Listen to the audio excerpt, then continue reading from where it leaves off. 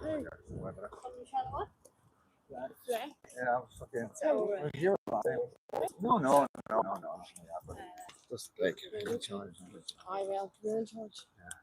Yeah. It's fucking free country. I'll do what I want. So we're in the village. Oh, is that for me? It's like give it Am I just a somebody. wee bitch? Hi guys.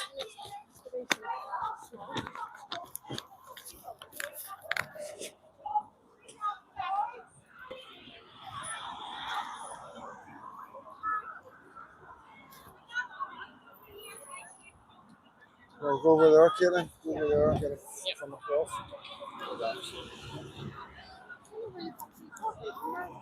What's up? What's up?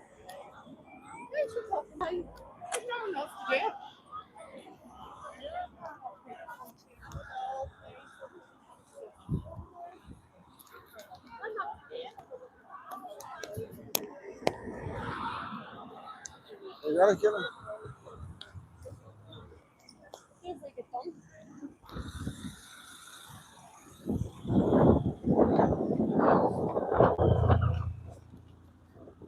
Alright guys and dolls, here we are at the Balls of the Falls, if you want to show them it. So this is where I'm from. This is where we had many rats back in the day. And we have the residents of South Belfast out. Is it in the mic alright? One light?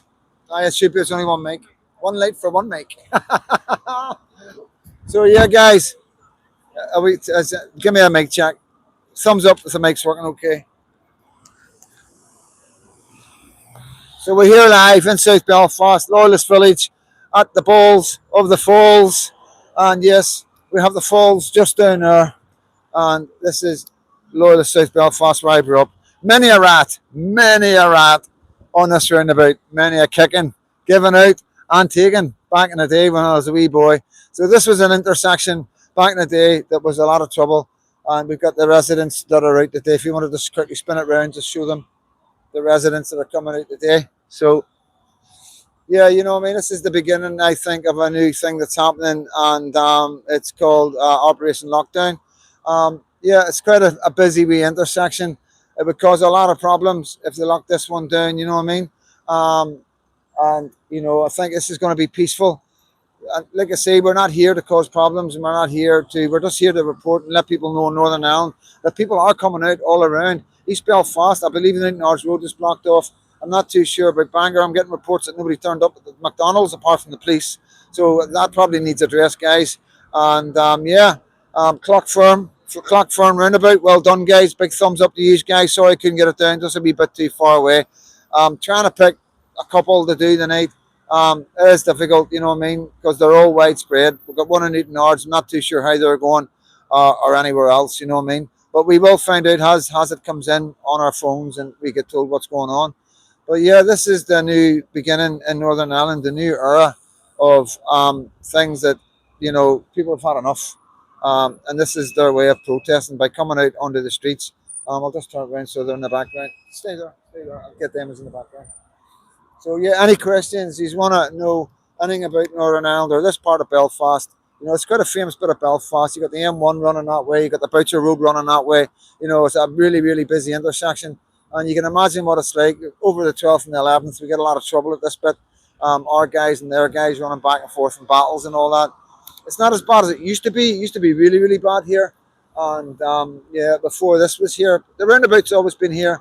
And that wasn't always shut off. You could go down these streets. This is all new, so it is these. But so they've made it so you can't drive in and out for security reasons. So that's the Donegal Road over there. So when I was telling you as a young man growing up in here, the IRA used to come out of the falls with a bomb for the city centre. They would get halfway up a Donegal Road, and they would find a roadblock, like the army or the police. So back in the day, the bombs were on timers, so they couldn't hold on to them for too long. So rather than take them back into their own areas, they used to drop them at the bottom of the Donegal Road, and that's where I lived. I lived in Kilburn Street, right at the bottom here, 3-4 streets going that way. And yeah, quite horrific as a child, experiencing all the bombs going off, and you know, it has probably affected me in some way, you know what I mean? It's nothing that's ever been addressed. But we had 5 bombs go off in the street next to me in a factory called the Gene Factory Star. I think it was called the Star Factory. They blew up the cinema. They turned it into a carpet place. They blew that up. They blew up the co-op. So I was number 5, Kilburn Street, 531 alleyway, and then the shops. And they put a bomb in my local shop. And I remember as a wee boy, my mum was still alive, so I wasn't any older than 8.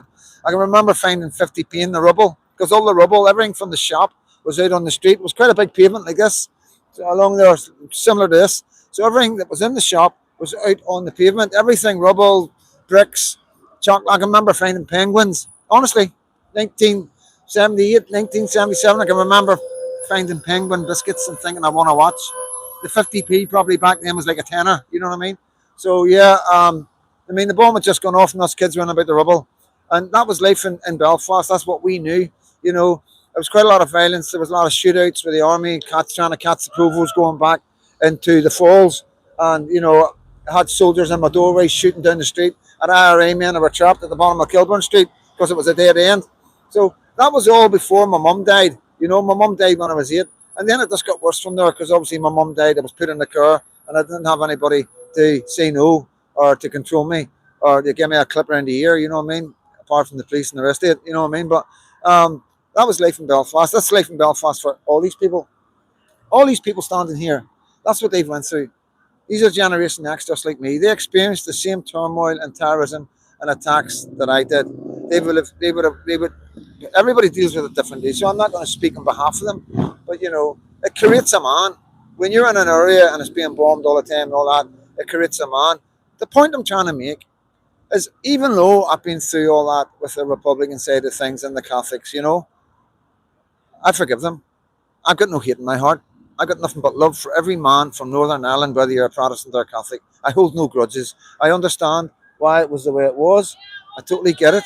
You know, you'd need to be stupid not to understand what was going on back in the 19th. You want to say hello? Where are you from? So, are you out protesting? No. No, the cameras are. You're not out. Where are you going then?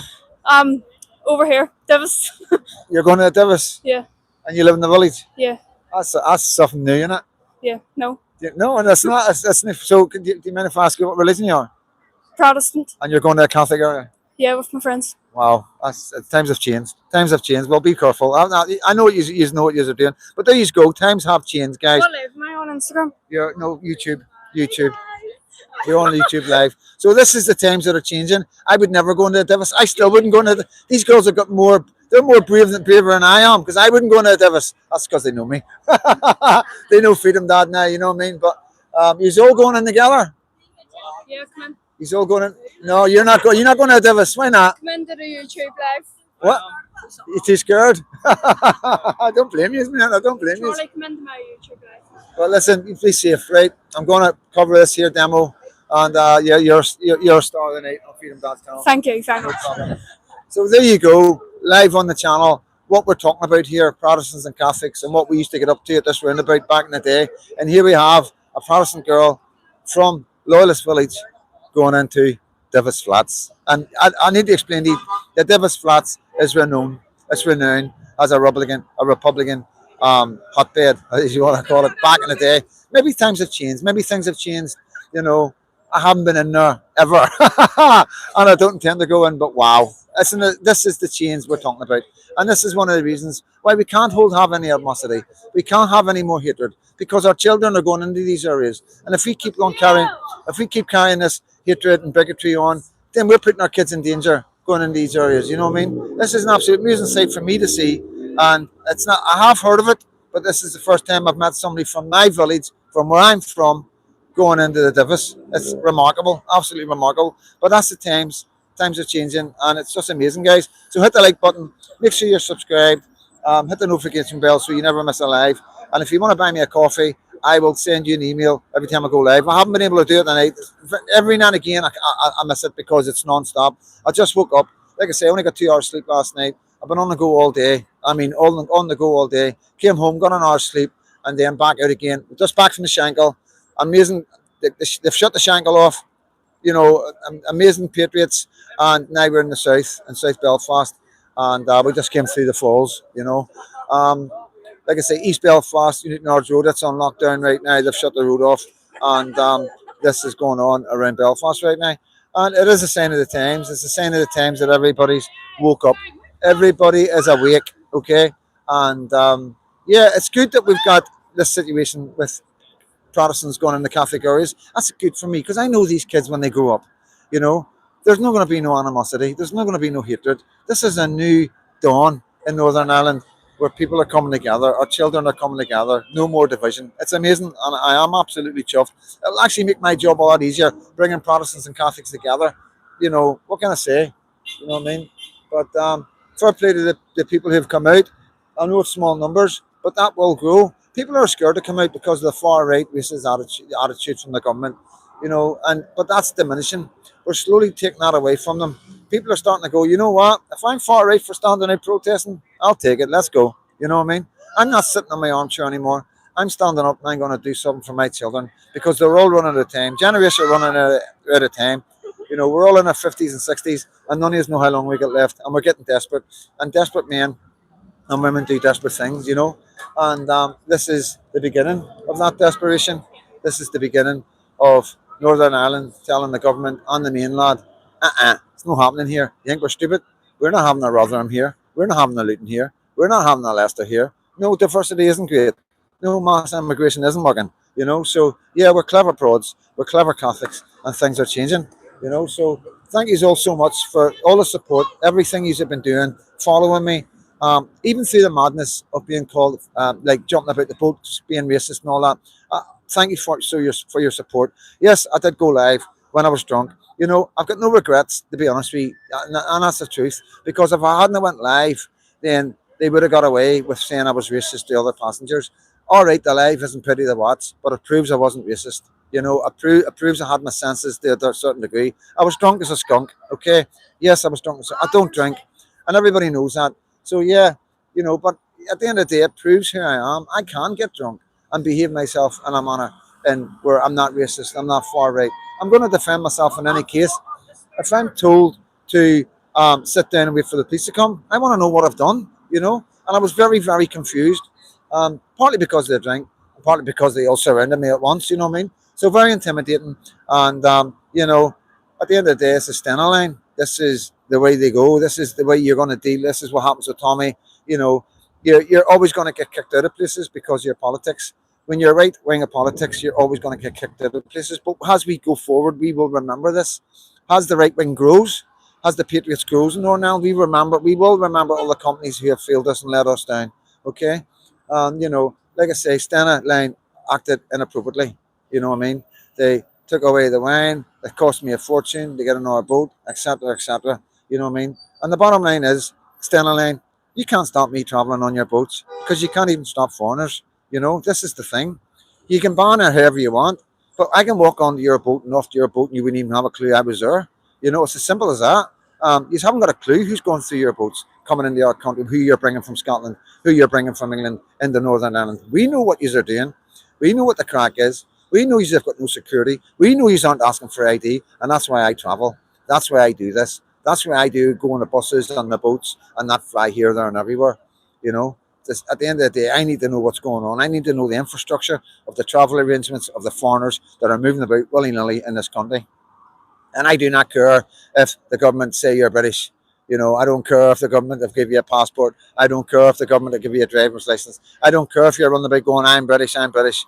You're not an Ulster man. You're not an Irish man. You'll never be a Scotsman, an Englishman, or a Welshman. And as far as I'm concerned, you're in here illegally. With your passport and your driver's license, you're still here illegally because the government that give you that passport and license are a treacherous government. They're replacing the people of Northern Ireland, and they're trying to replace the people of Northern Ireland. They're replacing the people of England, and they are definitely not going to get away with Northern Ireland because we can see it's, you know, listen, 5 months ago you couldn't say this. You couldn't mention replacement, you know. Now we've got the facts. You know, if they want to take me to court and say, oh, we're going to take you to court because you're saying this and the other, take me to court. Because I'll just bring out in court, hi, I'm right. I will prove in a court of law that everything I'm saying is true and honest.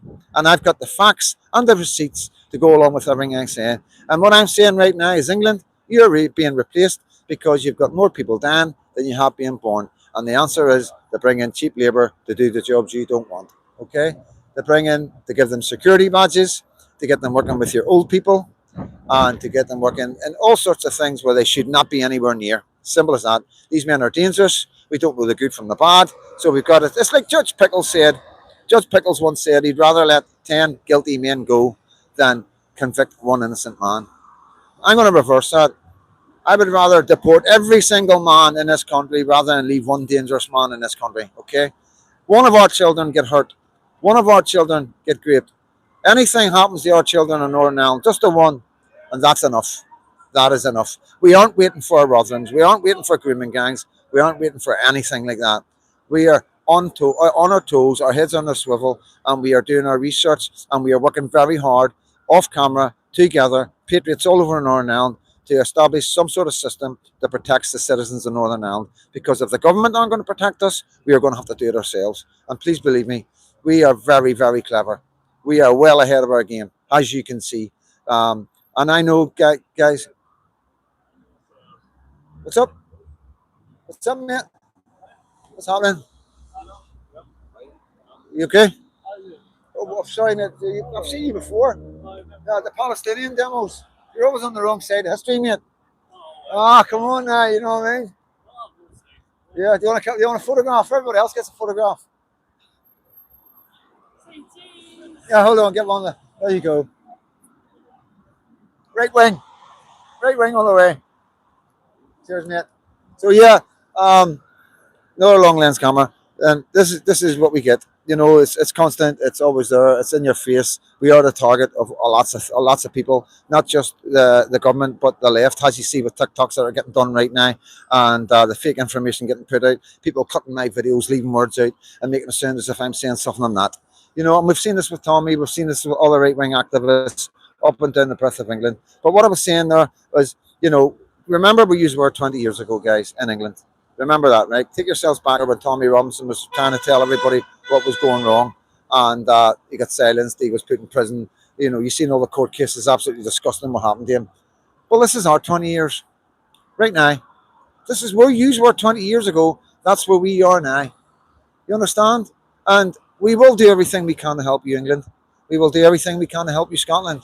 But we've got to help ourselves, you know. You have went through this for 20 years and you've got experience. We're learning from that experience. We're learning because of you. We're learning because of people like Tommy Robinson, you know, and all the YouTubers and TikTokers that have been doing this for a wee while in England. I thank you. Freedom Dad thanks you on behalf of Northern Ireland and my community for letting us see what's been going on for the last 15, 20 years. And with that knowledge and insight, we are going to stop mass immigration. We're going to stop the replacement of my citizens and my children and our grandchildren going forward, you know. So listen, guys, I'm going to wrap it up. Like 2 lives I've just brought you. I'm not going to do another live tonight. We need to get some neat. We need to get the head down. And I will be fresh as a daisy tomorrow. And I will come. What day is tomorrow?